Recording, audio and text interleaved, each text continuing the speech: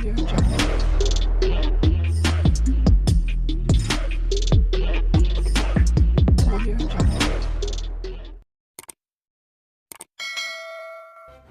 kasih karena memilih channel ini. Sebelum kita mulakan video ini, sila pertimbangkan untuk menekan butang like, share, dan subscribe, dan aktifkan butang lonceng Anda agar Anda sentiasa mendapat info-info percuma pada setiap hari dari channel kami. Dan tinggalkan komen Anda karena komen Anda amatlah dihargai. Terima kasih.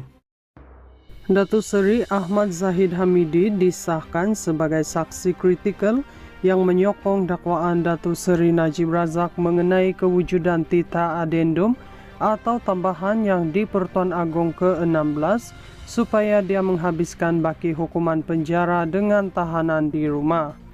Timbalan Perdana Menteri itu menyokong dakwaan berkenaan menerusi afidavit yang difailkan di Mahkamah Tinggi Kuala Lumpur pada 9 April. Najib 70 sebelum ini memfailkan permohonan untuk mendapatkan kebenaran semakan kehakiman bagi mencabar kewujudan titah adendum berkenaan. Ahmad Zahid yang juga merupakan Presiden UMNO mendakwa beliau diberitahu mengenai kewujudan titah itu oleh Menteri Pelaburan, Perdagangan dan Industri Datuk Seri Tengku Zafrul Tengku Abdul Aziz dalam pertemuan di rumahnya di Country Heights, Kajang pada 30 Januari lalu.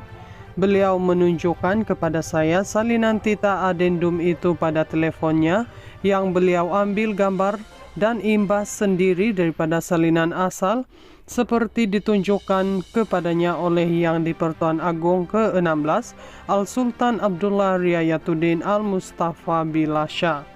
Kandungan titah adendum secara jelas menyatakan bahawa pemohon Najib dibenarkan untuk menjalani hukuman yang dikurangkan kepada tahanan rumah dan bukannya secara pemenjaraan seperti sekarang di penjara Kajang.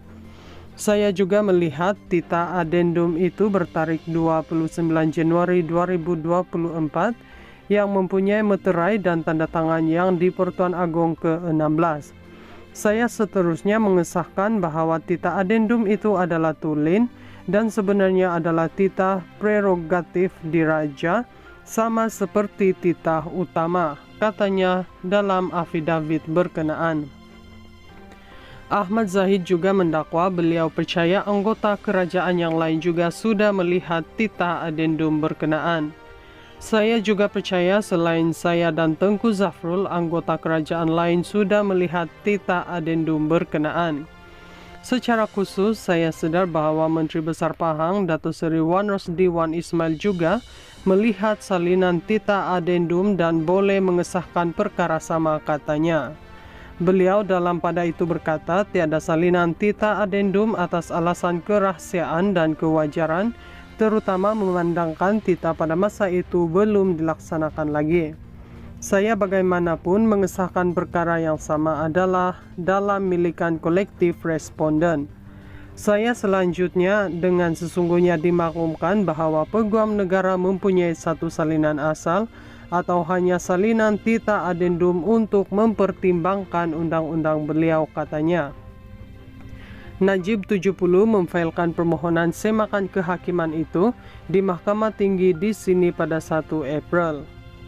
Bekas Perdana Menteri itu selaku pemohon menamakan Menteri Dalam Negeri, Komisioner Jeneral Penjara, Peguam Negara, Lembaga Pengampunan bagi Wilayah Persekutuan Kuala Lumpur, Labuan dan Putrajaya, Menteri di Jabatan Perdana Menteri JPM, Undang-Undang dan Reformasi Institusi, Ketua Pengarah Bahagian Hal Ehwal Undang-Undang di JPM dan Kerajaan Malaysia sebagai responden pertama hingga ke-7.